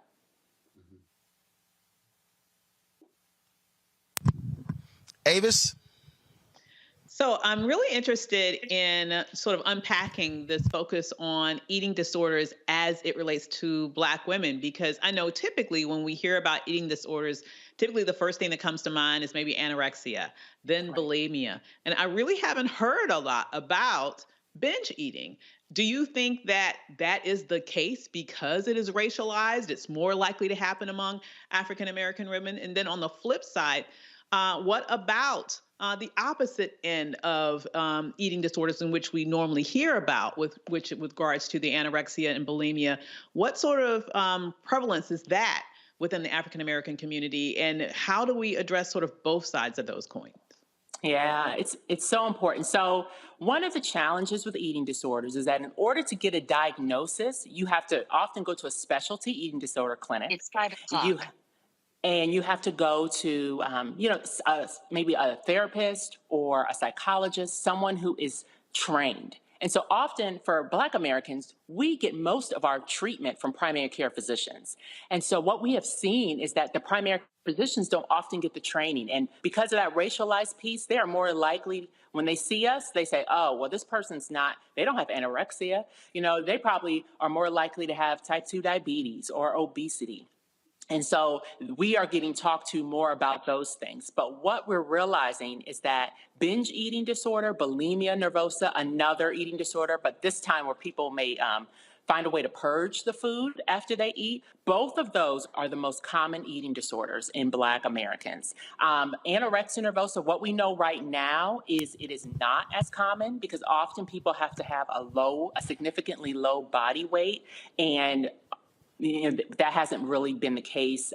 We haven't seen that literature in samples of Black women. Not to say we don't struggle with, they call it atypical anorexia nervosa, where people may not have that low body weight, but still have that fear of eating.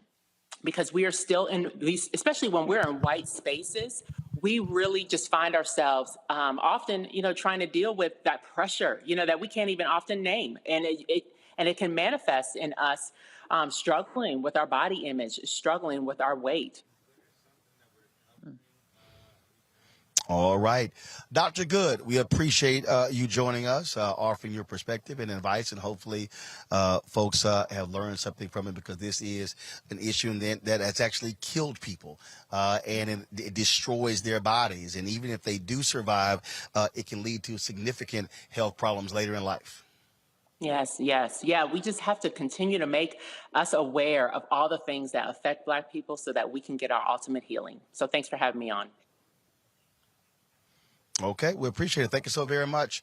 Folks, that is it for us. So let me thank Avis, Omekongo, and Julian for joining us. Folks, tomorrow we will have a lot more from a Global Hope Forum. First of all, a lot of y'all on YouTube, y'all should be hitting that damn like button. Why do I see 950 likes? We should easily be over 1,000. Y'all taking too long. So tomorrow, we'll hear from the SBA administrator. We'll hear from Ambassador Andrew Young, Bishop T.D. Jakes, and others as we close out the Global Hope Forum here in Atlanta. Again, if you missed today's events, we live stream the events all day. Go to the Black Star Network app, go to our YouTube channel. You will see the entire program last night as well as today. And, of course, we'll be live streaming tomorrow as well. Don't forget, folks, download the Black Star Network app. Apple phone, Android phone, Apple TV, Android TV, Roku, Amazon Fire TV, Xbox One, Samsung Smart TV. And, of course, you can also join our Bring the Funk fan club where your dollars make it possible for us to do what we do. Send your check and money orders to P.O. Box 57196, Washington, D.C., 20037-0196. Cash App is $RM Unfiltered. PayPal is R Martin Unfiltered. Venmo is RM Unfiltered. Zelle is RolandSMartin.com, RolandMartinUnfiltered.com. And folks, do me a favor. If you're sending Cash App, please double check the name, the bottom name. Let me explain to you. I'm going to send this to my people right now. There is a fraudulent Cash App that's using our logo. And what they have done is, so just letting y'all know, when you go to Cash App, the hashtag we use is Roland Martin Unfiltered. The actual Cash App is $RM Unfiltered 1D. I just told the folks in the control room, pull up Group Me, and you'll pull that graphic up. And so what someone has done is they have put our actual Cash App in the top part, but then the bottom part has 3 Ds. That is a fraudulent Cash App. And so they're using our logo. I've already notified Cash App. We've been dealing with this crap for the last couple of years where folks are scamming people. They're using our logo. They're using our name, the top name. So when you're sending someone Cash App, it's the bottom name, not the top. It's the bottom one. So when you see hashtag Roland Martin Unfiltered, the actual Cash App for us is $RM Unfiltered. That's our only Cash App for our show. That's it. And so these other ones are fraudulent. And so please be very careful when you're giving. PayPal is R Martin Unfiltered. Venmo is RM Unfiltered. Zelle is RolandSMartin.com. RolandMartinUnfiltered.com. And, of course, get my book, White Fear, How the Browning of America is Making White Folks Lose Their Minds. Available at all bookstores, Amazon, Barnes & Noble, Target. You can also download a copy from Audible. And so we appreciate it. Again, we'll see y'all tomorrow bright and early right here from the Global Hope Forum in Atlanta. Until then, holla!